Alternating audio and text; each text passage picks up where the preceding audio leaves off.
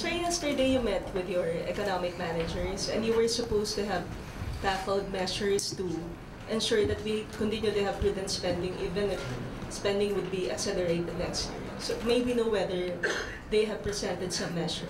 I think if I can just mention one, no? The highlight of which, and sorry tagalogin ko na, no?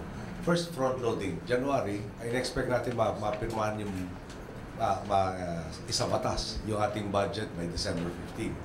At pagkatapos nun, front-loading ang tawag. Yung papauna na, January, ma-release na lahat. Tinawag yung bagong term po, disaggregated items. Para mo nakalagay na bawat proyekto, bawat paglalaanan nitong pondo to from the start. So, ang in-insist ko lang, sabi ko, yung monitoring system natin dito, na hindi lang yung ma-release ng DBM, pati na rin yung ability to, yung absorption capacity na tinatawag, yung actually maigastos para sa mga proyekto yun. Kailangan ma-monitor from the onset. Para kung meron natin delay, ma-monitor bakit, ma-correct as soon as possible. Sir, relatedly, the Asian Development Bank is forecasting a slowdown in growth in Asian economies, including the Philippines, because of the global economic crisis. And they reported that the Philippines may grow by only as much as 4.2% if there is a deep recession in the United States and Europe. Are we prepared for a possible deep recession in those two economies? We are preparing as best as we can, but that also has to bear in mind one thing. Kunyari may downturn sa Middle East, no? Ating exports, for instance, doon. Although most of our exports are electronics and semiconductors, 60%. Meron ka sana pupunta ng ibang lugar. Siguro mas maganda example, bananas. In areas where we are, we dominate the market already. Even Iran, no? Iran, we dominate. I understand, we export 30% of our production there. Pag nagkaroon ng problema sa isang bansa, sa isang region, may mapuntahan tayo ibang lugar. Ang problema sa kasalukuyan, no? Ang Amerika, di ba, parang they were projecting, I think, 2.5% growth. They got, I think, something like 1.5 or 1.25. Medyo kalahati na ini-expect nila. Europe, nag-uumpisang kumalma, pero di pa natin masasabing kumalma na. Yung Japan, siyempre yung issues sila doon sa energy, maraming issues sa economy rin na, parang natitira China, basically. And China is also a major exporter to so many countries in the world. So, pag sinasabi ko hindi tayo naninirahan sa isang vacuum, no? Siyempre marami yung domestic spending, no? Yung accelerated spending, at saka yung prudent spending with that and safeguards helps us. But at the end of the day, the GDP, especially for exports, no? Yung semiconductors, for instance, 60% ng total exports natin come from markets that are in a very volatile state. So we will do everything we can. We will improve so many sectors, including agriculture. But the reality is, it's a global phenomenon. Sir, do you think we have enough tools to boost domestic growth as a fallback in case these markets... We have enough? Sir, we have enough tools to boost domestic growth in case these markets, fail us? We have, no? But do we have enough? That's a question that's dependent on how badly the global economy fares. Sama na rin natin yung, on top of everything that has happened, aware naman kayo na meron tension sa Iran in particular. 40% of the world's crude passes through the the Straits of Hormuz. At may nabasa tayo dati, parang may nag-threaten to close this in case of hostilities break out. Pag nawala yung 40% ng oil production mo, may disruption. Sisipa siyempre presyo ng crude. Kakaroon ng upward spiral sa food. That is another factor where people might become more pessimistic and instead of spending, will hold on to what they have, which means slowing down of economies that will be affected. So we will attempt at the very least to mitigate that to happen. Siyempre, sama rin tayo sa calls for sobriety things that are happening. Okay. Thank you, sir. Next question from Benji Liwanag, DGWB. Sir, good afternoon. Sir, yung tanong ko, who will be the next A&P Chief of Staff? Kasi si Chief of Staff will be retiring on the 13th. If I'm not mistaken, I'll announce it on the 12th. On the 12th, sir. Okay, pero you already have the shortlist, sir. Yes, we've been tackling that for I think about a month and a half. Okay. Another thing, sir, yung suspension of offensive military operations with the New People's Army, nakapag-desisyon na ho ba kayo? Hindi ba pinapresent ang advice ng either the OPA or the defense establishment? Okay. We'll await the reports. Yes, sir. And update on the MILF peace talks, sir, sa Malaysia.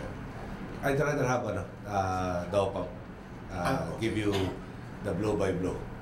Medyo involved eh. Sa text, it's about 5 pages long. No? So I don't want to I want to make sure that all the details are correct. So they will be the ones who announce. And sir, last but not least, on the security preparations for the holiday of the Philippine National Police, have you instructed them for the security, especially? There's an intelligence assessment that's done on a regular basis. And on the basis of that, they issue corresponding threat levels for the entire country. And I have not been apprised of any new developments that would warrant heightened security. However, may default position tayo pag siyempre mag-umpisa na yung mga simbang gabi, yung mga malls mapupuno, yung mga lugar na fairs, etc. Talagang magdadagsahan ng tao. Automatic na po yun ang ginagawa ng PNP to heighten sensitivities, especially during this period of the Christmas season. Ngayon, I think what has to happen and what I've been trying to do in this administration is, hindi ko na dapat utusan yung mga dapat may gawing trabaho na gawin yung trabaho nila. Pag kailangan pang utusan para gawin yung dapat, medyo hindi sila karapat-dapat sa pwesto. So I'm fortunate that the people, for the most part that I've gotten, have been doing their jobs even without my reminding them to do so. Thank you very much. Thank you. Good afternoon, sir. Good afternoon. Sir, following yung mga strong statements po against the Supreme Court and the Chief Justice, there are analysis na you are laying the grounds daw po for the impeachment of Chief Justice Corona and some justices. May basis po ba? Pwede ba sabihin ko na lang na nag-umpisa ako sa mga tanong at medyo parami itong mga tanong na tila walang katugunan, walang sagot. So, meron tayong mga nakasaad sa ating saligang batas na checks and balances. Sinasabi ko, yung mga desisyon, politiko lang, hindi naman po nangyari na, again, in a vacuum, sorry kung nagiging cliche na. Pag yung, kanina may kausap ako umpisa ng League of Cities, hindi binabangkit nila na dumami yung cities na na entitled do sa IRA, nabawasan sila substantial amounts that used to go to their constituents.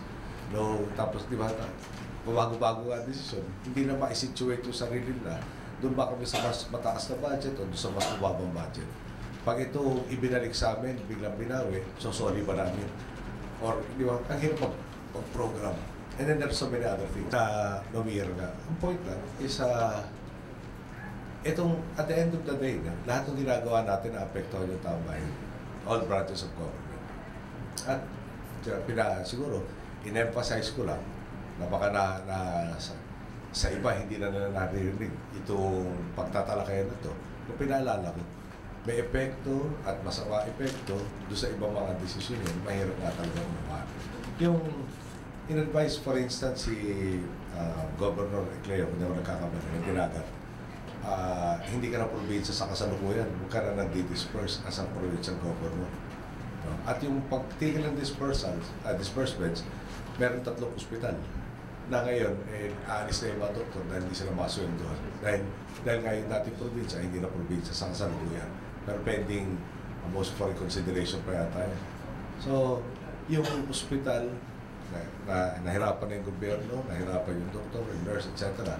Pero pinakakawawa, at the end of the day, yung pasyente. Na island po yung Dinagat, at kung wala na lahat to, medyo mahaba-haba rin ng biyahe, ferry, papunta ng Surigao City. But if some of your allies in the House of Representatives, sir, pushes for the impeachment of the Chief Justice, will you support it? I do not tell you my plans, no?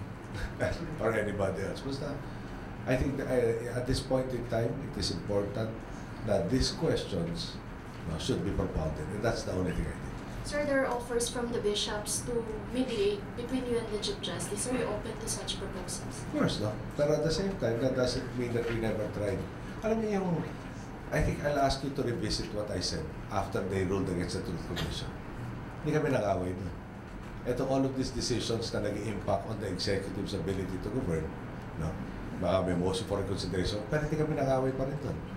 Pero pag mahaba-haba na yung listahan, hanggang saan ba yung para bang co-equal kami, di ba? Ang daming questionable at tiis na lang ng tiis. Hindi ko yata yun ang nakasaan sa saling ng batas. Kaya kami checks and balances.